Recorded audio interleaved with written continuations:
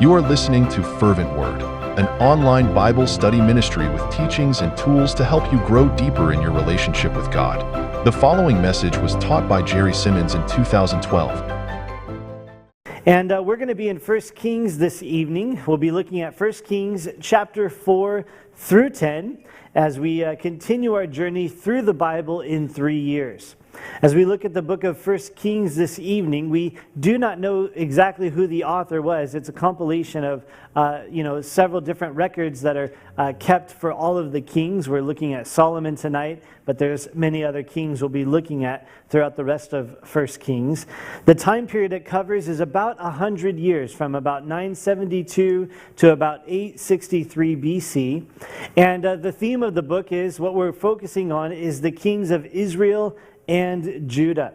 It's soon after Solomon's reign that the kingdom is divided, and so there's a northern kingdom called Israel and a southern kingdom called Judah. And so 1 Kings will be following the kings in both of those kingdoms, the northern and the southern kingdom. And so we'll be seeing that.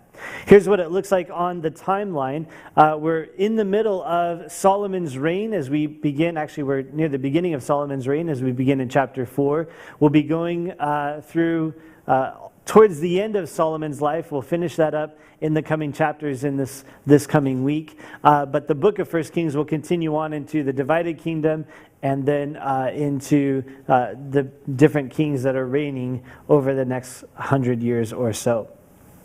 As we look at the geography, here's what it looks like. Solomon's kingdom was quite vast. The borders were expanded greatly by David and the battles that he fought. And Solomon maintained those boundaries here, and we'll see that this evening as we look through our chapters together. And so this is, on the left-hand side, the territory that he ruled over. And then on the right side, you have the divided kingdom, and that's going to be happening this coming week as we continue to read through our chapters, where the kingdom is going to be split in two. The northern kingdom is going to set up their own king and their own method of worship, and then the southern kingdom, Judah, is going to set up their own king and continue to worship at the temple that Solomon is building. And so we're going to be seeing that unfold this week in our reading. Well, that brings us to chapter 4 this evening as we begin our chapters that we read this past week. And verse 21 is the key verse. It says, "So Solomon reigned over all kingdoms from the river to the land of the Philistines as far as the border of Egypt. They brought tribute and served Solomon all the days of his life." So here in chapter 4, we have verses 1 through 6, the officials of Solomon's kingdom. Then we have the governors that he set up, 12 governors in verses 7 through 19. And then we have the extent of his reign there in verses 20 through 28, from the river to Egypt, and we'll talk about that. And then we have some highlights of Solomon's wisdom there in verses 29 through 34. So Solomon, he's reigning over this kingdom. Of course, he has many different officials. He has the priests who are serving the spiritual needs of the people, the scribes who are, recording the laws, recording the things, recording the scriptures. He also has the labor force and those who are overseeing the labor force for all of the massive buildings he's about to begin to work on. And then, of course, he has an army and the commander of the army, and so that's all there under the officials.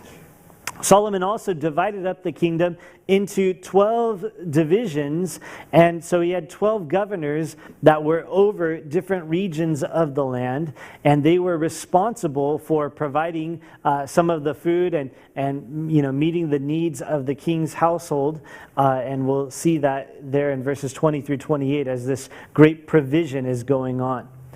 Well, as we look at the reign that he had from the river to Egypt, again, these are the borders that were expanded by David. And I'll put the map on the screen once again for you. So the river is the very top there, right where it says Tipsah and there's the blue line. That's the Euphrates River. It goes down, of course, all the way south to Babylon from there. But so that was the northern extent of his kingdom. And then down to the south, it was the border of Egypt. And so this is far greater than, what was experienced under King Saul. And so the borders were vastly expanded, and the the children of Israel didn't populate all of this area. They still populated the middle section there where you have the Dead Sea and the Sea of Galilee, right there where it says Gibeon and Beersheba. And that was the area that they populated. But the other areas that they weren't actually populating, there was other people living there, and they were paying tribute to Solomon. And so it was part of their kingdom, although the children of Israel weren't necessarily populating those areas. And so this is the area that he controlled, that he ruled over, and the nations in those areas paid tribute. Here in this portion, it also talks about the daily provision for Solomon's household, which was quite extraordinary, quite vast. Daily, they would offer, or they would have 10 oxen for their meals. They would also have 100 sheep, as well as other game that they would, be able to hunt.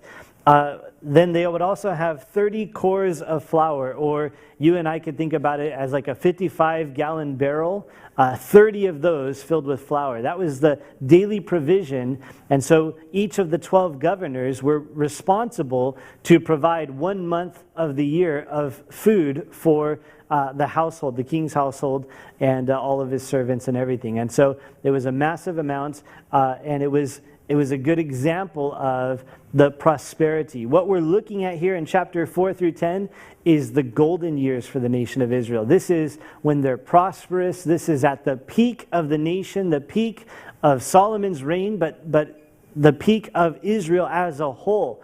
They are wealthy, they're prosperous, they're doing very well, and this is an example of that, that they're able to provide for the king's household to this great extent. Well, we also see in this passage, the wisdom of Solomon is emphasized or highlighted. In verse 29, it says, "And God gave Solomon wisdom and exceedingly great understanding and largeness of heart like the sand on the seashore."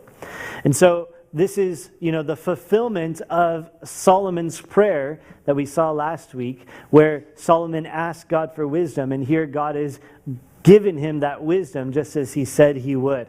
And so the record of that is, he spoke 3,000 proverbs. We have some of those recorded, of course, in the book of Proverbs, but there were many more beyond that. He also wrote 1,005 songs, which we have, a couple of his songs, but we don't have very many of them. But then he also had wisdom regarding trees and animals and fish and birds and just all kinds of things. He was wise and he understood all of these things. And so people sought him out, and we'll see that at the end of our chapters this evening. Verse 34 says, "And the men of all nations from all the kings of the earth who heard of his wisdom came to hear the wisdom of Solomon." And so this is the establishing of his kingdom. He's wise, and now he's getting ready to build the temple that his father David had instructed him to build and given him the provision and the plans to build. Well, that brings us to chapter 5. The key verse is verse 18. It says, "So Solomon's builders, Hiram's builders, and the Gebalites quarried them, and they prepared timber and stones to build the temple." Here in verses 1 through 6, Solomon asks Hiram for cedar for the temple. So Solomon now begins this relationship with Hiram. Now Hiram was a king to the north of Israel in the area that's known as Lebanon, or it was the king of Tyre at the time. And so he was up there, and that region is well known for its cedar trees. And so Solomon says, "I'm going to need some cedar trees. Hiram, let's make a deal. Can you help me? I need to build the house of God." And so he asked Hiram for cedar. Now, cedar trees are, like I said, they're all throughout Lebanon. For you, if you don't know what a cedar tree is, it's an evergreen tree. They grow from about 90 to 180 feet tall, and they were very, very useful for building structures. They were used all throughout the Mediterranean area for building these types of things. And so he sends to Hiram and asks if he would provide the cedar for the temple. And then in verse 7 through 12, you have Hiram replying, and he agrees, "Yes, I will provide the cedar that is necessary for the temple. And then in verses 13 through 18, we have the record of Solomon raising up a labor force. And it was quite a labor force. 30,000 men that he would send to Lebanon to help them cut down the trees, harvest the trees, and to be able to bring them down to Jerusalem. He also had another 70,000 who would carry burdens, another 80,000 who quarried stone for the temple, and then another 3,300 who would be supervisors and be making sure that the work is done properly. So totals up to about 188,300 men that were part of this labor force that Solomon put together. And so he's getting ready. He's about to, he's making the arrangements. He's getting the workers ready, getting the hiring done so that he can begin to build the temple that his father David had commanded him to build. Remember, God told David, you can't build the temple, even though David wanted to. He said, your son Solomon will build the temple. And so now he's about to embark on that and build the temple that David had prepared to build. Well, here on the map, you can see the route that would have been taken. Tyre is up there on the north. That's where Hiram was. And so that's where, the areas of the trees that they would be chopping down. And then what they would do to get them all the way to Jerusalem is they would float them down the Mediterranean Sea just along the coast. They'd make little rafts out of them and bring them down to Joppa, and then they would carry them from Joppa to Jerusalem by land. And so this was the way that they would be able to get all of the wood that was necessary for the temple and then all of the other buildings that Solomon was working on. Well, that brings us to chapter 6. Verse 38 is the key verse. It says, and in the 11th year, in the month of Bul, which is the 8th month, the house was finished in all its details and according to all its plans. So he was 7 years in building it. So here in chapter 6, we have the 7 years of building that was required for the temple. In verses 1 through 4, we have the basic overview of the house of the Lord. It tells us that the work began in the 4th year of Solomon's reign. And so we understand, it took him a little bit of time to get the labor force, to get the arrangements, to get the materials all ready. And then now it's time to break ground. And that happened at the 4th year of his reign. The dimensions are also given here for the house of the Lord in verses 1 through 4. And we'll talk about that in just a moment. It's a little bit of changes from the tabernacle, which we're familiar with from our previous studies. But he changes it slightly, and we'll get to see that. In verses 5 through 10, it also describes one of Solomon's additions is he added chambers all around the tabernacle, and this would be used for storage. It was 3 stories high, and the tabernacle did not have this, but this is an addition that he added as he's building the temple. Then in verses 11 through 13, the Lord speaks to Solomon, and he tells Solomon, hey, if you walk in my statutes and execute my judgments and keep all my commandments and walk in them, he says, then I will perform my word with you, which I spoke to your father David. And so as Solomon is in the midst of building this temple, God gives him some encouragement. He says, hey, I'm with you. Continue to walk with me, and I'll fulfill all of the promises that I have given to you. Then in verses 14 through 35, it describes for us the inside of the temple. On the outside, there was the stone that they were quarrying, and that was providing the structure. But then inside of that, there was cedar, and then they would overlay that cedar with gold. And so it was stone, and then cedar, and then gold on top of that for the inside of the temple. In addition to the walls of gold, Solomon also made new furnishings to go along with the temple. Now, you might remember in the tabernacle, and I'll show you a couple diagrams in just a moment, but in the tabernacle, you had the table of showbread, you had the lampstand, you had the altar of incense, and then if you went into the Holy of Holies, then there was the Ark of the Covenant. Well, Solomon extended this a little bit, and so instead of just one table, there was 10 tables for the showbread. Instead of just one lampstand, there was 10 lampstands, 5 on each side of the lampstands, 5 on each side of the tables. And you can see that in 2 Chronicles chapter 4, where it gives that detail there. And so he expanded it a little bit. So he brought in the table and the lampstand from the tabernacle, but he also reproduced 9 more of them so that there was 10 altogether within the temple.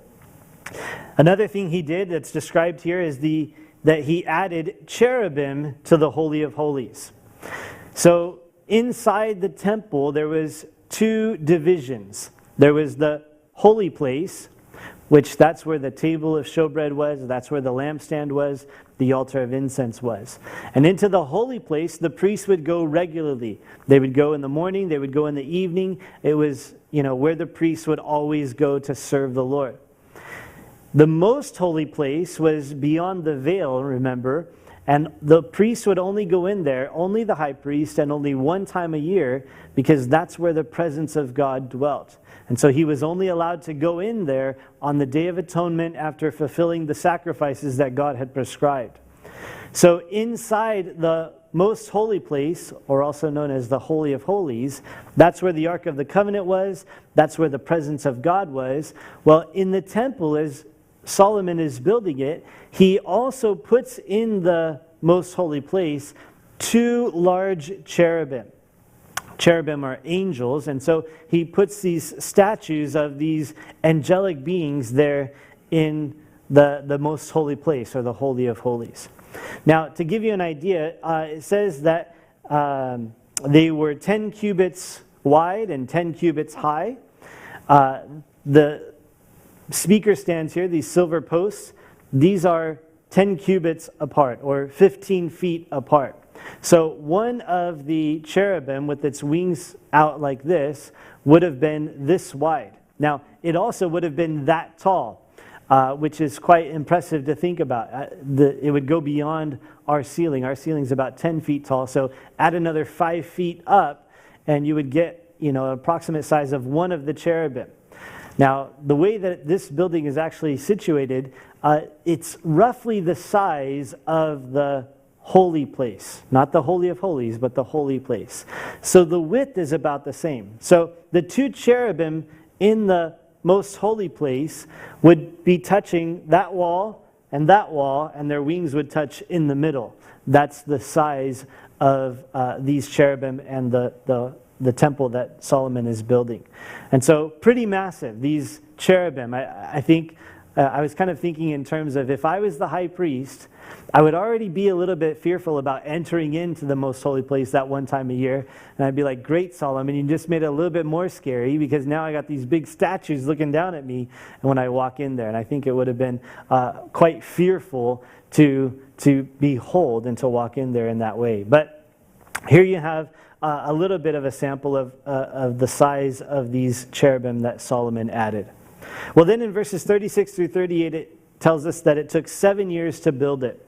So this is kind of a little bit of an overview. He just, goes through the structure, talks about what's inside of it, and then concludes saying it took about 7 years to build it. Now in verse 1, it tells us that this happened in the 480th year after they had left Egypt. So here's a quick look back at the timeline. They left Egypt right around 1400. You could try to pinpoint it to about 1447 or so. Whenever you go try to pinpoint dates this far back, it always gets a little bit, speculation. So, but from the time that they left Egypt, 480 years is when Solomon now begins to build the temple. So for that 480 years, they've been using the tabernacle that God instructed them to build in the wilderness. And so during the time of their wilderness wanderings, and then into the promised land with Joshua, through the times of Judges with Saul and then David, and now Solomon, the tabernacle is what was being used. And all of those instruments and furnishings and everything that God instructed them to build, they've lasted for these 480 years, and now they're being moved into this permanent structure, the temple, and that's going to be where they remain. Here's a quick look at it, kind of a side-by-side comparison of the tabernacle versus the temple. So here on the left, you have the tabernacle. We went through this extensively. If you guys were with us, you remember we kind of moved everybody over on this side, and we saw that, right about here to the wall, that's the size of the tabernacle. This building actually fits it pretty well, pretty perfectly. The temple now is twice as wide and twice as long. So it's actually about 4 times, the amount of space as the tabernacle. So it's quite a bit larger. It's 30 feet wide and 90 feet long, and it's also 30 feet high, or actually 45 feet high. So it's quite large. But it was the same basic layout. So you had the Holy of Holies with the Ark of the Covenant. That was the same, except for Solomon added 2 cherubim in there. Then you had the holy place, which is where the priests would go to minister. And so in there you had the lampstand, you had the table. The tabernacle only had 1 of each. The temple had 10 of each. And then you also had the incense altar that stayed 1 in the tabernacle and 1 in the temple. So that's a little bit of a glimpse of what it would have looked like as far as being compared to the tabernacle. Here's another rendering of what it might have looked like. And so you can see a little bit more zoomed out. You can see the courtyard. You can see the bronze sea, which we'll talk about, and the altar, the pillars, the lavers around the outside. We'll talk about that in just a moment. The storerooms, which that's what Solomon built around the temple. And then you can also see the cherubim there inside the Holy of Holies overshadowing the Ark of the Covenant. So that's a sample of what it might have looked like. Here we have a diagram. Okay, this is not an actual picture. Okay, this is just an artist rendering, but something it might have looked like. So you can kind of see, the structure. It's tall. You have the pillars in the front. The wall, what's circled right there, is the chambers that would have been outside. And so to get inside the chambers, you wouldn't go into the tabernacle. It was actually on the outside. It was really a separate structure that you would enter in from the outside, and that would be a storehouse, and pretty much any of the priests could go there anytime to get whatever out of the storage that they needed. But inside the tabernacle, that was strictly for the worship of the Lord, the maintaining of the candles, or the lampstands, and so on and so forth. And so this is, a rendering of what it might have looked like as you would walk up to it. Remember that the children of Israel, as a whole, they really never got to see the inside of the tabernacle. This is really all that they would see. It was only the priests who were allowed to enter in to the temple, and so they would be the only ones who would get to see the things that were inside. Here's another diagram which kind of gives you a sense of what was inside the temple. Same view, same kind of perspective. You have the bronze sea at the bottom there with some of the lavers and the altar. You have the 2 pillars, and then as you walked in, then the walls would be solid gold because it was that cedar overlaid with gold. You would have the lampstands all along the side, the table of showbread as well with the altar of incense. And then if you kept going, you would enter into the Holy of Holies, and there is their rendition of the 2 cherubim and the Ark of the Covenant. And so it kind of just gives you a sense, and you can also see the storehouses on the side, so you'd enter in from there, and then you'd have to go up the stairs to the next level and then the next level. So it kind of gives you a sense of what this temple was like as Solomon was building it. Now, what I thought was interesting as I was considering this is the value of this temple and really the vast cost of making it. We looked at the tabernacle, and you might remember the tabernacle, as we looked at it, it was impressive how much gold and silver and bronze that went into the tabernacle. It was a lot, and it was quite costly. But the temple exceeds that by exponentially. It just exceeds it. And here's a little sample of that. So the tabernacle gold weighed about 2,350 pounds. That was a lot of gold, and remember, they had to carry this through the wilderness, so you probably wouldn't want to carry much more than that. At today's rates, that would have been about $49 million worth of gold. An impressive amount of gold, but you can see there the temple gold was at least 640,000 pounds, which, it's quite a bit more. And you can see this from 1 Chronicles chapter 29, where David and the leaders of Israel are giving gold for the work of the temple. And so it records there the amounts that are given. So that would have worked out to, $13 billion, $13.5 billion or so for the gold in the temple. Now, this is a little bit discussed by scholars and those who like to discuss these things. But 1 Chronicles chapter 22 verse 14, if you want to check that out later on, it actually records a different number where David is declaring how he has prepared the materials. David really wanted to build the temple, but God said, no, you're not going to. You're a man of war. You've shed much blood, and so your son Solomon, he's going to build the temple. So David's like, okay, that's great. I won't build the temple, but he did everything he could to prepare for the temple. And so he conquered all these lands. He brought in gold. He prepared it. And in 1 Chronicles 22:14, as he's recording all of these things, he declares in verse 14, he says, I have taken much trouble to prepare for the house of the Lord 100,000 talents of gold and 1,000,000 talents of silver and bronze and iron beyond measure, for it is so abundant. I've prepared timber and stone also that you may add to them.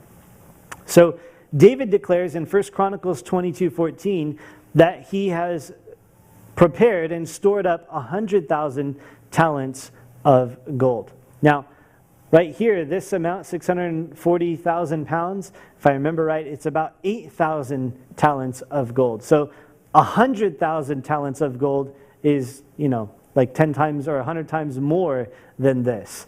So some scholars, say, well, could that be? Is there that much gold at that time? And, they work through all those things. I tend to just believe what the scriptures say. So I'm inclined to believe that David. So that would, make this even exponentially more valuable, more costly, and more impressive as you consider all of this gold and this fine, valuable materials that went into the temple. And so we see here in chapter 6 this impressive, whether it's the 8,000 talents or the 100,000 talents, either way, it's really impressive what went into this as Solomon is building the temple. Well, that brings us to chapter 7, verse 51 is the key verse. It says, so all the work that King Solomon had done for the house of the Lord was finished. And Solomon brought in the things which his father David had dedicated, the silver and the gold and the furnishings. He put them in the treasuries of the house of the Lord. In verses 1 through 12, we have the record of Solomon's building. So he built the temple, but then he also built his own home, which had kind of several parts to it. The main part was the house of the forest of Lebanon, and it was called that because of the massive amount of cedar that was used throughout his house. And then he also had the hall of pillars, and then the hall of judgment, where he would sit and he would judge cases that were brought before him. And so the record of these different parts of his home and the buildings that he made are there in verses 1 through 12. We also have in verse 13 through 14, it kind of rewinds a little bit to talk about a man named Huram who comes to help build the temple. And so he comes and he's talented and gifted and working with bronze. And so he's doing the work of fashioning and crafting the molds for these massive bronze works that they're going to be doing. And so we see the 2 bronze pillars in verses 15 through 22. And then we have the bronze sea in verse 23 through 26. And then we have the 10 carts and lavers in verse 27 through 39. And then a summary of all Huram's work there in verses 40 through 51. In verse 46 it says, in the plain of the Jordan the king had them cast in clay molds between Succoth and Zaratan. And so what they did is they made clay molds, and then they would fashion or pour in the bronze to fit these molds, and then they would bring the final product to the temple. In verse 47, it says that Solomon did not weigh all the articles because there were so many, the weight of the bronze was not determined. So the weight of all the bronze that was going into this was really beyond their capacity to be able to measure and keep track of. And so they do not have the final record of that. Going back to this diagram or this image, these are the two pillars that are being talked about here. So there was two pillars with capitals or tops that would be put upon them. And so these pillars were made of bronze, fashioned in clay molds, and then brought here to Jerusalem. They were 18 cubits high, which is about 27 feet high. But then on top of that was another 7.5 foot high capital or top that would go on top of the pillar. And it was quite large. It was 12 cubits in circumference, or 18 feet in circumference. So all the way around it was about 18 feet all the way from one end to the other. These pillars are impressive, and so they actually give them names. The right one they named Jachin, and the left one they named Boaz. And Jachin means he shall establish, and Boaz means in it is strength. And so established and strength are the names of these two pillars that were standing in front of the temple. Then he also fashioned the bronze sea. Now for the tabernacle they had a laver. It was a little bit more simple than this, but that's where the priests would wash. They would do their ceremonial washing as part of their sacrifices and such. And so this is, kind of a new upgraded version of that. It's a little bit bigger, and then they also added these oxen underneath, which are fashioned out of bronze, and they kind of made the stand for this laver, and so the laver would rest on these oxen. This laver was about 15 feet in diameter, so about the same as the cherubim from post to post right here. It was about that wide, or that was the diameter, and it was about 7.5 feet high, so just a couple inches taller than me. Just kidding. Seeing if you're awake. So that's the bronze sea, and that's where the priests would, wash and be doing the ceremonial cleansing as part of the sacrifices. In addition to that, though, there was the 10 lavers. The 10 lavers that were on the 10 carts, so they would kind of be mobile, they could move them around. And so these would be used by the priests when there was, a multitude of sacrifices that were being offered. Then they could also use these lavers as part of that as well. And so they put 5 on each side of the tabernacle, and we'll see them put to use in a few minutes as Solomon begins the sacrifices at the temple. Well, that brings us now to chapter 8 here of 1 Kings. Verse 29 is the key verse, and it says, "That your eyes may be open toward this temple night and day, toward the place of which you said, my name shall be there, that you may hear the prayer which your servant makes toward this place." In verses 1 through 13, the Ark of the Covenant is brought into the temple. The Ark of the Covenant was that place where God said that He would meet with His people. On top of the Ark of the Covenant was the fashion of 2 cherubim, and God said that His presence would dwell between the wings of the cherubim. And so that was where the presence of God was. Now David had set up a tent for it there in Jerusalem, and so it had been there, but now Solomon moves it into the completed temple. And now that's going to be the beginning of the temple's function and its use in the worship of God. It's interesting, in verse 9 it tells us that there was nothing in the ark except the 2 tablets of stone which Moses put there at Horeb. When Moses was at Mount Sinai and he got the 2 tablets from the Lord, the 10 commandments, they put those in the Ark of the Covenant. But then as we went through Exodus, we saw God also told them to put the manna inside the Ark of the Covenant, as well as Aaron's rod that had budded to prove that he was the one that God had chosen to be the priest. And so those were all inside of the Ark of the Covenant early on, but at this point in verse 9, The only thing that's left in there is the 2 tablets of stone, the 10 commandments. We don't know what happened to the other things. At some point, perhaps, when it was in the land of the Philistines, they took those things out. We also know when it came back from the land of the Philistines, remember that the people of that town that it came to, they opened it and looked inside, and then a bunch of them died, and so perhaps they were pulling stuff out of it. We don't know, just kind of guessing here. But at some point, those things, the manna and Aaron's rod, were taken out. In verse 10, it tells us that the priest carried the ark into the temple, and then when the priest came out of the holy place, that the cloud filled the house of the Lord. Now, if you remember back when we were going through the tabernacle, when the service of the tabernacle began, the glory of the Lord filled the tabernacle. In the same way now, God is doing the same thing with the temple. And so he's indicating, he's carrying on this same relationship with his people now through the temple in place of the tabernacle. And so now that's being transferred. The tabernacle will not be used anymore.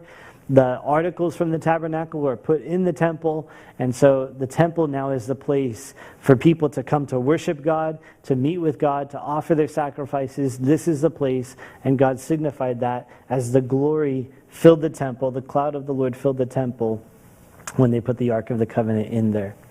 And so in verse 14 through 21 now you have Solomon blessing the assembly. He's declaring David wanted to build the temple. God said that Solomon would. And now he says in verse 20 that the Lord has fulfilled his word. And so he's rejoicing and celebrating how God has been faithful to his word. Then as you go on in verse 22 through 53, quite a longer portion of Scripture, you have the record of Solomon's prayer. Solomon's prayer for the temple, saying, God, please recognize this temple. Please hear the prayers that are offered here. Hear the prayers that are offered toward this temple. Kind of the major theme of his prayer is that God would hear and forgive. He keeps talking about sin, how he says we all sin. There's nobody who does not sin. And so when people sin and they pray to you here at this temple, hear them and forgive them. And so Solomon is asking God to be faithful to his covenant, faithful to the sacrificial system that he has established, that he would bring forgiveness as people come to pray to the Lord and to ask for forgiveness. He also, though, mentions Gentiles and other nations, that when they come, hear their prayer and fulfill their requests, that they would know that you really are God, that you reign on high. And so he's desiring that God would be glorified through the temple and the things that take place there. When he's done praying, verse 54 through 61 gives us another blessing that he gives to the assembly. He says there in verse 56, Blessed be the Lord who has given rest to his people Israel, according to all that he has promised. There has not failed one word of all his good promise, which he promised through his servant Moses. Again, what we're looking at here in Solomon's reign is the peak, the pinnacle of the nation's history and Solomon's reign. And they are seeing the fulfillment of all the things that Moses had declared, all the things that had been promised through Moses and even promised through David in the building of the temple and the establishing. Remember in Deuteronomy, God kept saying, go to the place, find the place where I've chosen to put my name. And that's where you're going to come and worship me and sacrifice to me. And now that's been fulfilled. It's taking place here on Mount Moriah in Jerusalem. The temple is built. All of these things are being fulfilled just like God said that it would be. In verse 61, he tells the people, Let your heart therefore be loyal to the Lord our God, to walk in his statutes and keep his commandments as it is this day. Solomon says God's been faithful to his word, and now he encourages the people, so be faithful to him. So walk with him, keep his ways, don't wander off. Now it's interesting that Solomon encourages the people in this because we'll see as we continue to read our chapters, even tomorrow as we look at chapter 11, Solomon will at this point begin to wander away from God, and he will not keep to the ways of the Lord. He will begin to fall away from God. And so he's encouraging the people, hey, God's been faithful, so be faithful to him. But he's not taking his own encouragement as we'll see. And then in verse 62 through 66, Solomon consecrates the temple. He begins the sacrificial system there, offering the peace offerings. And there's a great barbecue that happens, a great feast. 14 days they have this feast as Solomon offers this massive amount of peace offerings. Now remember, the peace offerings were offerings that part of the animal would be sacrificed and offered on the altar to the Lord. But the majority of the animal would be kept and eaten by the people who are offering it. And so it was a fellowship offering or a peace offering where, like we would describe as a barbecue. You know, we're hanging out together. Part of it would be burned unto the Lord, but the rest would be eaten by the family that was offering it. So Solomon here offers as peace offerings 22,000 bulls and 120,000 sheep. So quite a long barbecue, massive barbecue, lots of carne asada, however you want to describe it. I mean, they just had this great celebration as the tabernacle is consecrated, dedicated to the Lord. They're fellowshipping, they're rejoicing in the peace that they have with God, and now this opportunity to meet with the Lord here at the temple. This is a quick reminder, if you've forgotten what the Ark of the Covenant is like. It was something like this. Again, it's not an actual diagram. We don't have it. We don't know if it exists still to this day. But it was basically a box with rings on it, with poles that went through the rings. It was all made out of wood and then overlaid with gold. And then the top of the box, the lid of the box, called the mercy seat, was made out of solid gold, and it had the two cherubim on top of it.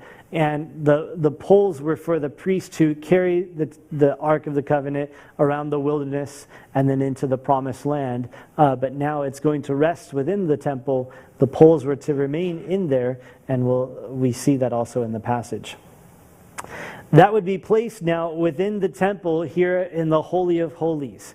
And again, this is where the presence of God would dwell. This is where God said, I will meet with my people. And so it's the permanent residence now between the wings of the cherubim. It's interesting that now there's 4 cherubim in the Holy of Holies. There's 2 on the ark, and then there's the 2 statues that Solomon built.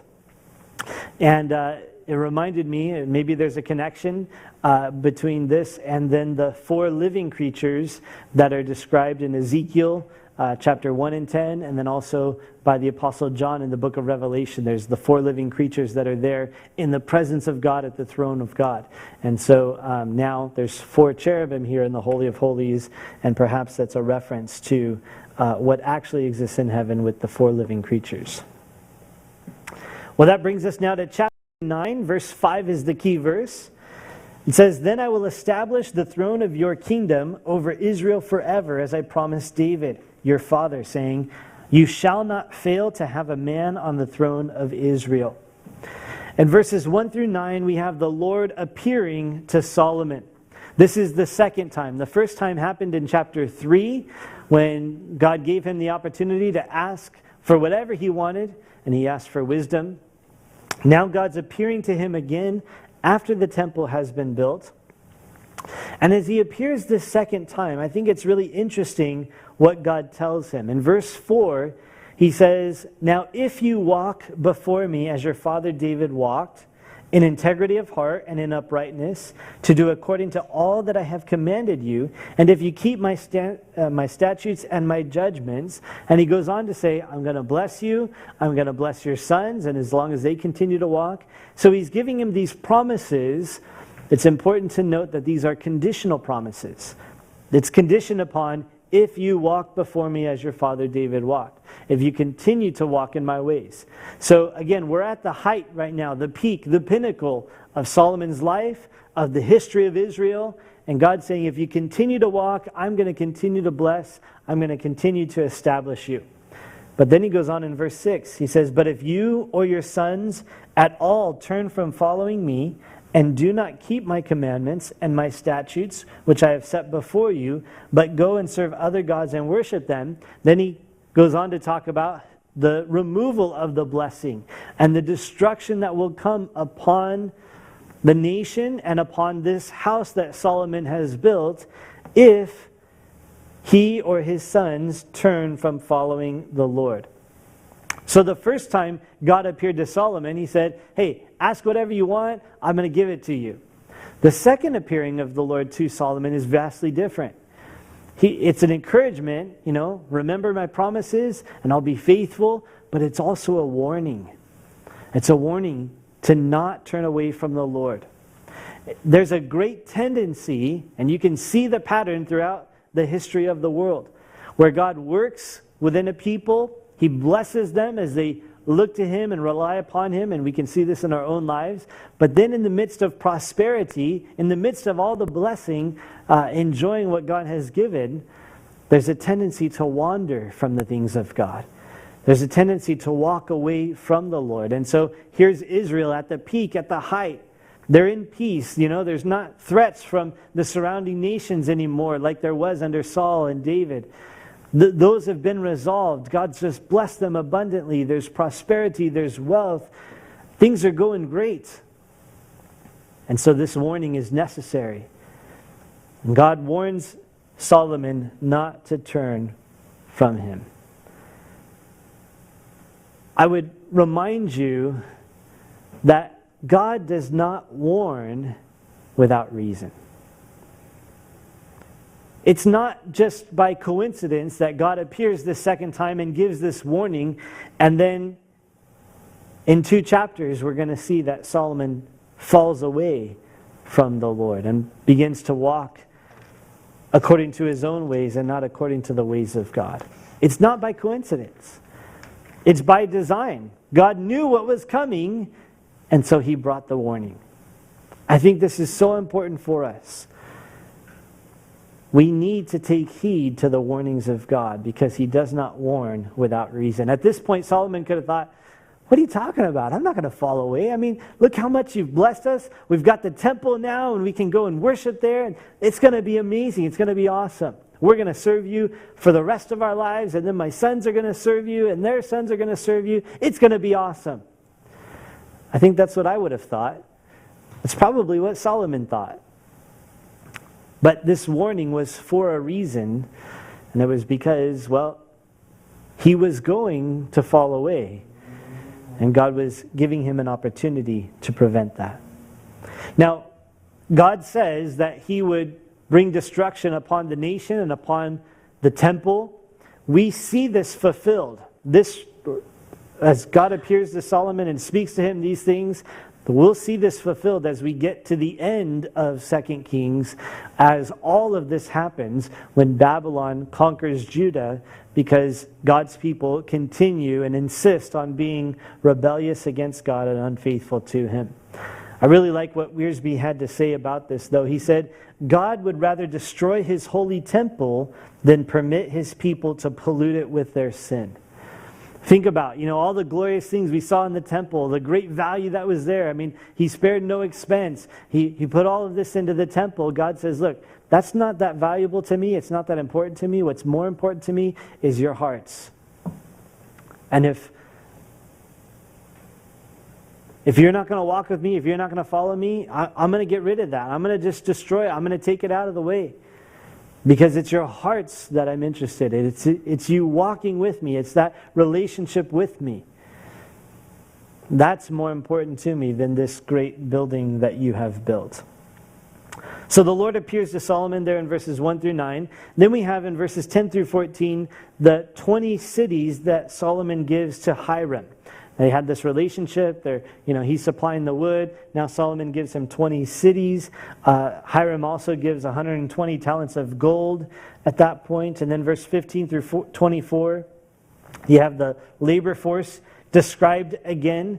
It's pointed out that the laborers were not from Israel, but they were the people that were there in the land. Remember, Israel was supposed to drive out the inhabitants of the land, but they never did. And so what Solomon does here is he puts them to work. The Amorites, the Hittites, the Perizzites, the Hivites, the Jebusites, all those that were still within the land, he puts them to work, and those are the laborers for the temple and for the projects that Solomon was building. Verse 25 talks about Solomon's offerings each year. So 3 times a year, which probably correspond with the 3 main feasts. Remember, 3 times a year, all the men of Israel were to appear before the Lord at Pentecost, at Passover, and at the Feast of Tabernacles. They were to appear before the Lord and bring an offering and a sacrifice. And then it talks about in verse 26 through 28, Solomon's fleet of ships. So now, he's built those things. Now he's expanding his borders and his wealth by trading beyond, what's immediately around them and going out on the Mediterranean and on the Red Sea. Here on this map, you can see the northern part of Israel, which is known as Galilee, which is the area around the Sea of Galilee. And it's from this area that Solomon gave cities to Hiram. And so that's the region that they were in. Hiram wasn't really excited about the cities. He's like, what are these things that you've given me? They're not very impressive, but that's what he gave him. Here you have the Red Sea. Now it talks about Ezion-Geber there. That's the port city. The Red Sea goes up and then it splits off into the Gulf of Aqaba and the Gulf of something else, I forget. But it's still part of the Red Sea. And so that's where the port was. That was the southern tip of the nation of Israel under Solomon's reign. You can barely see right above it, the Dead Sea, the Sea of Galilee up there. And so that was the port. And so they had ships there. And it talks about them going down to Ophir, which is down in the southern part of Arabia. So they would sail down there. It's about 1,000 miles or so that they would go down the Red Sea. And they would trade there. They would bring back gold and apes and monkeys and ivory and all of that kind of thing. They would also sail on the Mediterranean Sea. So here Israel's in the bottom right corner. In fact, right where it says the scale of miles, that's where Israel is. That's where their ports were. And so from there, they were also able to go all around the Mediterranean Sea.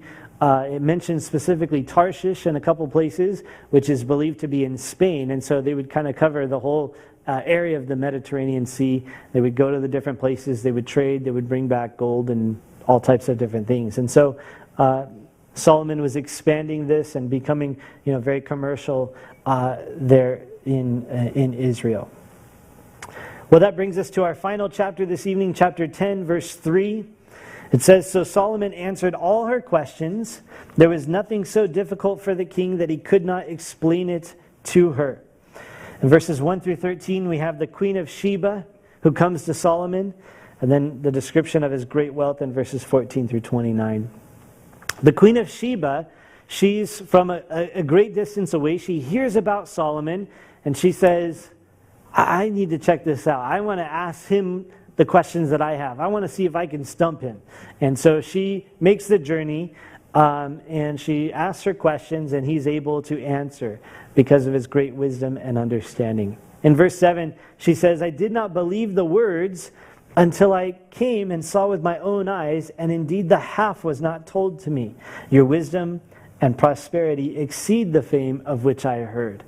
And so again, we're looking at the peak, the pinnacle of Solomon's life, of Israel's history. There's just great prosperity here. There's great wealth. And of course, he had great wisdom, which left her speechless. It goes on to describe his wealth there. The tribute that he got every year, 666 talents of gold. In addition to that, he had the resources from all of the trading, the profits from that. In verse 21, it talks about all of his drinking vessels were gold. And if you go to Pastor George's house, you'll have a similar experience. All the vessels are plastic. No, I'm just kidding. So all of his utensils, everything was gold. There was no silver, because it says in verse 21, that silver was accounted as nothing in the days of Solomon. Can you imagine that? I mean, that gives you a glimpse of the prosperity. It's like silver, toss it out the window, no big deal. It was. Well, in verse 27, he says, "The king made silver as common in Jerusalem as stones." So it was just like all the rest of the rocks that were lying around. And then, of course, cedar trees were abundant, sycamore trees, and so on and so forth. So there was this great prosperity. And then it also talks about the set rate to hear Solomon. Everybody wanted to hear Solomon's wisdom. So they would set a rate every year. This is the cost. So if you want to hear Solomon, here's what's going to cost you. And so they would bring that in as well. And so here it's, again, the peak of Solomon's reign, Israel's history, as this great man of wisdom is sitting on the throne. And it's just a glorious and prosperous time for Israel. Here's a map to kind of give you some sense of the Queen of Sheba and her travels. So Sheba is believed to be there in the southern part of Arabia. And so she would have traveled up either by land or by sea. We don't know for sure. But it would have been about 12 to 1,500 miles for her to travel to get to Israel, to Jerusalem, where Solomon was. And so she took this journey to hear Solomon in person based on this testimony of others that were telling her about Solomon. So quite a journey that she took. Again, about 1,200 to 1,500 miles to hear him. We talked about his wealth there at the end of the chapter. Here's a little bit of an idea of what it was like. The gold that the Queen of Sheba brought, it says, was 120 talents. So working out the weight and then going by today's prices, that would be about $202 million of gold that she brought to him. Now, that's not counting all the spices and everything else that she brought, but just the gold, because that's the actual amount that we know. The yearly gold that said that Solomon would receive was 666 talents, which works out to just over $1 billion of gold. And so that was his annual tribute from all of the nations that were around. Of all of this gold, he made 200 large shields, which had 600 shekels of gold each. That adds up to about $67 million worth of gold into those large shields. And then he made 300 smaller shields, which only had 3 minas of gold each, which works out to about $25 million worth of gold. And then the 1,400 chariots talks about, they were 600 shekels of silver each. And so that was not that impressive, $270,000 worth of chariots. So just to, again, give you kind of a sample, this is just what was coming in continually. Yearly, he would have this great wealth coming in addition to all of his trading and all of those things. So here we're seeing the glory. Now tomorrow, as we go into chapter 11, we're going to see the fall. And we're going to see him begin to walk away from God. And then upon his death, the kingdom is going to be divided. And it's like downhill from here on out as Israel progressively goes further and further away from God. All the while having an opportunity to repent. Now, up to this point, we haven't really seen prophets. We're going to start seeing prophets now as we go forward in 1 Kings. Because the prophets were sent by God to call the people back to God. They refused to listen, except for like little pockets of revival that would happen. But overall, the people refused to listen, and so they continued this downward spiral to destruction as they refused to listen to the Lord. Now, to finish up this evening, I want to remind you of what we read on Sunday from Luke chapter 11, where Jesus said, he mentions the Queen of Sheba, and he says, she heard about Solomon and she came to hear him. Now, think about what that would have taken for her to travel 12 or 1,500 miles to hear Solomon based on other people's testimony of this man that she'd never met. And then he said that she would rise up in the judgment because a greater than Solomon was there. And although Jesus was there, the people, they weren't listening. They weren't responding. They were not receiving him. And as I encourage you and challenge you on Sunday, I want to encourage you and challenge you again today. There's a need for us. We have greater resources than history has ever known. We have access to God through what Jesus did for us upon the cross. There's no limits to our relationship with the Lord, except for what we put. There's really no limits. We have the Holy Spirit. We have everything that we need. Peter tells us in 2 Peter chapter 1, verse 3, that God has given us everything that we need for life and for godliness. Everything that you need for your job, everything that you need for, to be the parent that you need to be, or to be whatever you need to be, everything that you need for life, and everything that you need for godliness. It's found in the knowledge of Him who called us by glory and virtue. It's found in a relationship with Jesus. It's found in knowing Him. We have everything that we need through our relationship with Jesus.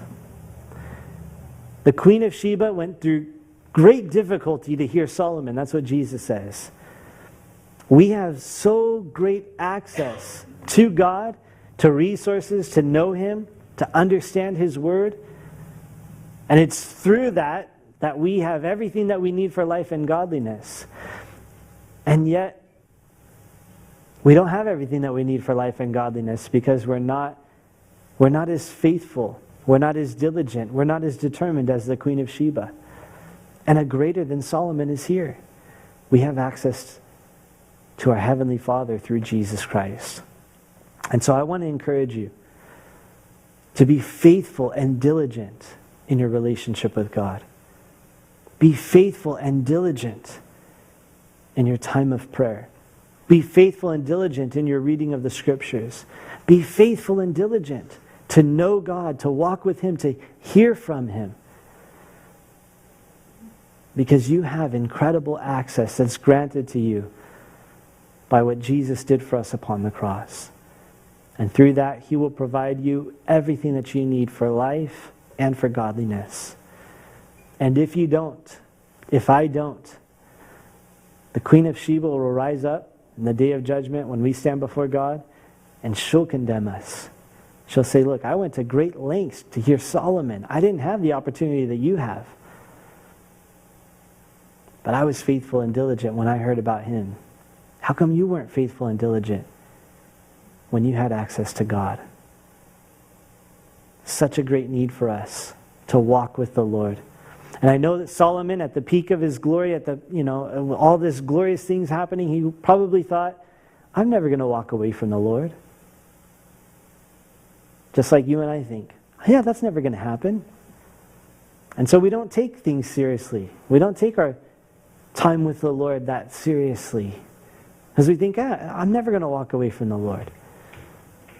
But there's a reality. Solomon fell away. There's a reality. You are capable of falling away. So be diligent. Be faithful to continue in the relationship with God through Jesus Christ. Let's pray. Heavenly Father, I pray that you would help us to be diligent and faithful. Lord, that you would give us a thirst for you. Lord, that we would not be satisfied with just a little bit, just scratching on the surface of who you are, but I pray, God, that you would help us to crave you, to desire to know you. Lord, that we would seek you, that we would be diligent. Lord, that you would be first and foremost, and knowing you would be the most important part of our lives. Lord, that we would desire to know you more than we would desire to accomplish things at work or accomplish things in life, that knowing you would be our priority, it would be our goal, it would be our purpose each day. Help us, God, to have that passion, that fervency, to love you, to follow you, to walk with you. Lord, that we might have everything that we need for this life, but more importantly, God, that you might be glorified in us. Lord, that others might come to know you through our relationship with you, through the testimony that's displayed as we walk with you. And so, Lord, I pray that you would draw us near.